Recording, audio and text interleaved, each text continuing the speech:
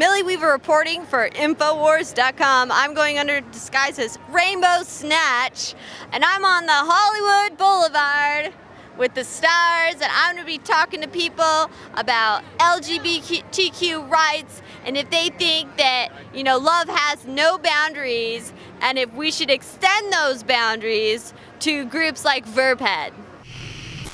I am Todd Nickerson. I'm a non-offending pedophile. I'm a political activist for virtuous pedophiles. I'm basically making the case for Verped.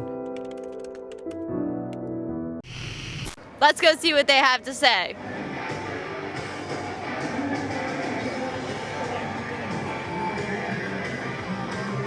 Are you pro LGBTQ? Oh yeah, all my friends are gay. Well, almost all of them. I think it's awesome that everyone can like whatever they want. Doesn't really make a difference to me or my life, so do what you do, I guess. Are you pro LGBTQ? I sure the hell am. I'm all above it. We must be over the rainbow. Well, I'm gay, so yeah. I mean, yeah. What is love to you? To me, love is the act of the divine seeking and finding itself in the playground. I mean, do your thing. It ain't my business, but do your thing. Love is love, and that's what we should live off of. I have people that I'm friends with that are like that. So it's like, I don't look at them no type of different because we all human. We all like different things. So it's like, if you like that type of person or that type of, you know, human in that way, then you do what you do. Do you think there should be any barriers between love? No. Do whatever you like. People just do whatever makes you happy. There's no boundaries at all in my book. Homosexuality has been around since like the Greek times. So why is it we're still having an issue now? Like, the Greeks were much more open than we are now, and it's insane. All those Greeks were homosexuals. Do you think that more people should be trying to advocate for love and to not have barriers or boundaries with love? Yeah, I mean, it shouldn't even just stop there. I mean, like, there's people who are, like, aromantic, but they're still, you know, just, like, I guess, aesthetically attracted to people.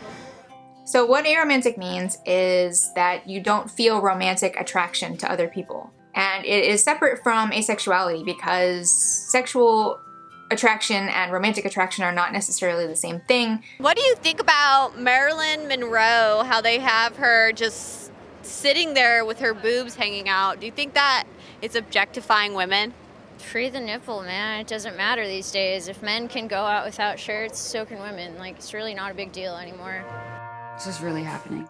Yeah. When the masses align, Rome falls, Egypt falls, all falls down. What do you think about how now we have like Verped or, you know, Verped, like they're virtuous pedophiles, like they're sexually attracted to underage people, but they don't act it out. Do you think that they should be acknowledged as well? I don't know. That's like a very gray area. I haven't really thought about that enough to have a real opinion about it, so. With the kids, they're going to have to grow up and learn for themselves if they want to live that life or not, but it should be up for them to decide and not their parents or their friends to influence them and stuff. So. Hey kids, my name is Riley and I'm going to be your substitute teacher for the day. Back here in the States, feminists and activists have been moving society to think outside the box. Crush that gender binary. Why should man or woman be our only options, and why shouldn't you get a say in it? I do not expect everyone in the world to understand my identity. I barely understand my identity myself. And having the term gender fluid and having the term gay and all this stuff is helpful for people like me. I am currently actually looking for a real life babysitter to come over a couple days a week and actually like go through a bedtime routine with me. I have a mommy and daddy, a adopted mommy and daddy, who are totally comfortable with me being a little girl, and their children and their grandchildren are totally supportive. In fact, her youngest granddaughter said to me, I want you to be the little sister, so I'll be 9.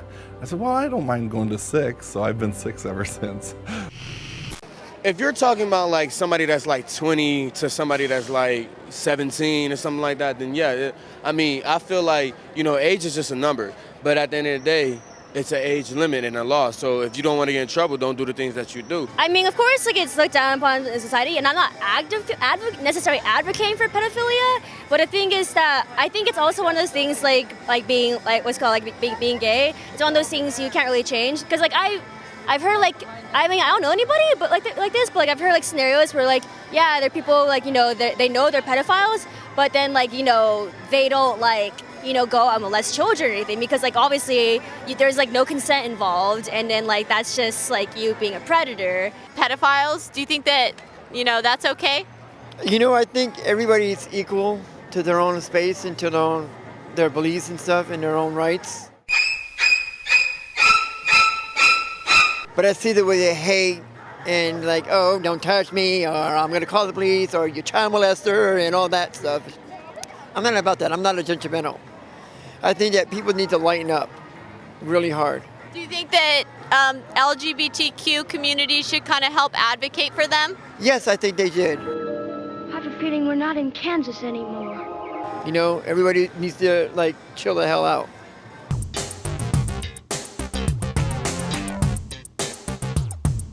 We're not here to start no trouble. We're legally required to do the sex offender show. Is that where you draw the line? Yeah, like, there's certain things that are just really messed up. Like, that's one of the things that I think is really messed up, just like pedophiles and stuff, obviously. Like, that's messed up. I don't know. I like your cat ears. Actually, they're upward-facing dog ears. There are dogs that have ears like this. So are you a puppy dog then? I guess, yeah. I mean, like, my last name is actually Labrador, like the dog. Like, I'm not making this up. Wow. So do you identify as a dog? Oh, no, I'm not a furry. I am a cat. I started out as a sprite. I was editing sprites. So I took a tail sprite, cut the tails off, recolored them blue, made them look like a cat. Even before I had identified with furry, I already was, you know, connecting these alternate identities with me. Everyone thinks I'm a cheetah.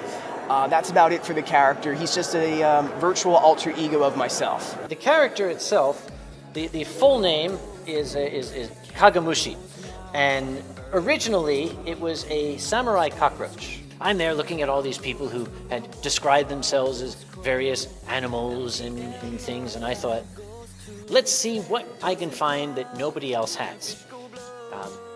How about a bear? No, there's 3 of those. A wolf? No, there's a fox. God, no, you cannot sling a dead cat without hitting a fox in this fandom. What does the fox say? I have like one friend who's a furry, and then like he tried explaining to me and like I didn't exactly get it. I think what he was telling me was like he doesn't like literally believe that he's an animal, but like he like identifies as one, I guess. I don't really know, but like I don't think he goes around like like squirrels or something like that, you know. Like I mean, yeah, like leave the squirrels alone, man. I wouldn't want like I mean, if I was a squirrel, I wouldn't want to up my ass. I mean.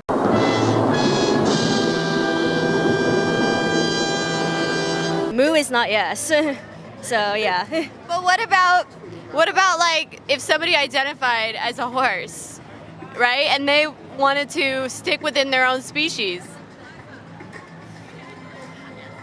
Pony play allows me to indulge in the pretend play that all of us came to know and love as a child, and it's kind of taboo as an adult. I don't wait. What? So like that well, okay. I mean like I don't even know what was going how to answer that. Like I'm just baffled, but like I'm just baffled by the idea. Oh man.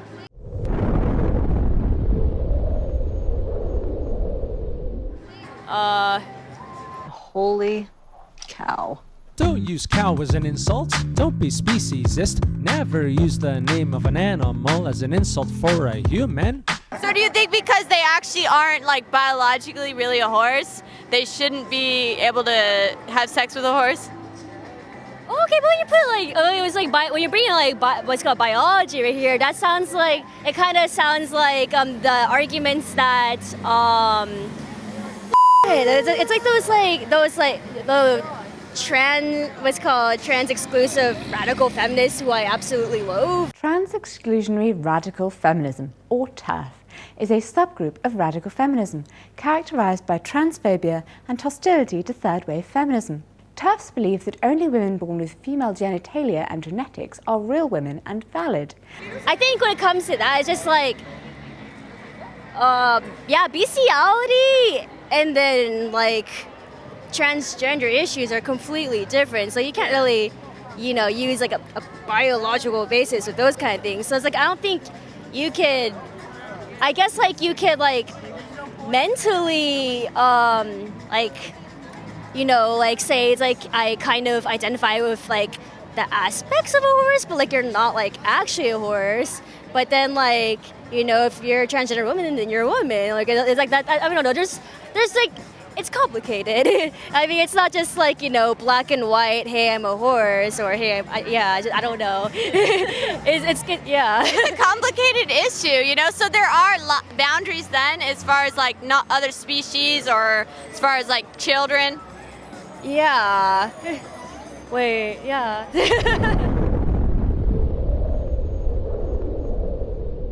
And these kids carry on today, you can't tell boys from girls. I mean, the girls that wear slacks, fellas let their hair grow. I was talking to someone here, I said, look at that teenager, what's that, a boy or a girl? He said, that's a boy, that's my son. I said, sure, you knew you're his father. He said, I'm not his father, I'm his mother. I don't know, I tell you, life isn't easy. So it seems as though, as crazy as some of these liberal SJWs are, many of them drew the line when it came to children and animals. Most of them were kind of weirded out, and they kind of had their minds burst as far as some of their furry friends that identify as animals and how to kind of deal with that. But overall, most were kind of freaked out and didn't agree with the whole pedophile being added to LGBTQ. So they don't want that P there. They want it crossed out with a big X. One person did say they did think that they should have rights, which was kind of weird. But this is Rainbow Snatch reporting to you.